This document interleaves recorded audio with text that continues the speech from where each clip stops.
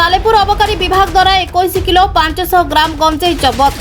सालेपुर और निश्चिंत कोइली अबकारी विभाग दुईटी टीम पेट्रोलिंग करथबा समय कटक चांदबाली रास्ता सालेपुर ब्लॉक नांदल छक निकटरे सन्देहजनक भाव एक बोलेरो गाड़ी को अटकाई चेकिंग करिबारु सेतिरु 21 किलो 500 ग्राम गंजेई जबत करथिले। गंजेई कारबार रे लिप्त थिबा बोलेरो गाड़ी सह अमरेंद्र षडंगी नामक एक व्यक्ति जनकु गिरफ करथिबा सूचना दैछि सालेपुर अबकारी अधिकारी।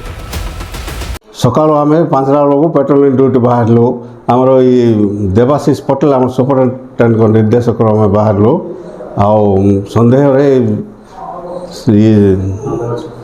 छक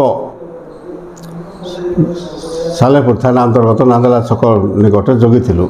सन्देह बोलेरो गाड़ी गोटे आसला सन्देह तलाश कर गंजेई जबत है 21 केजी 500 ग्राम गंजेई आसामी अमरेंद्र षडंगी ये पूरा तलाश कर गाड़ी एक्साइज स्टेशन सालेपुर स्टाफ आउ एक्साइज स्टेशन निश्चिंत कोइली स्टाफ मिसिकी जगिलु छकरे आसला ये जो छकर जगिलु से छकटू सालेपुर आसला ए समय छकिकी जगिकी रही 6:30 7:30 भितर माल बाहर 21 केजी गंजेई 21 केजी 500 ग्राम गंजेई बोलेरो गाड़ी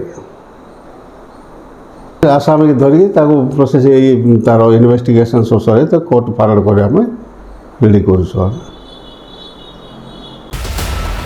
कटक जिला सालेपुर सुब्रत पात्र रिपोर्ट संपर्क टीवी ओडिशा।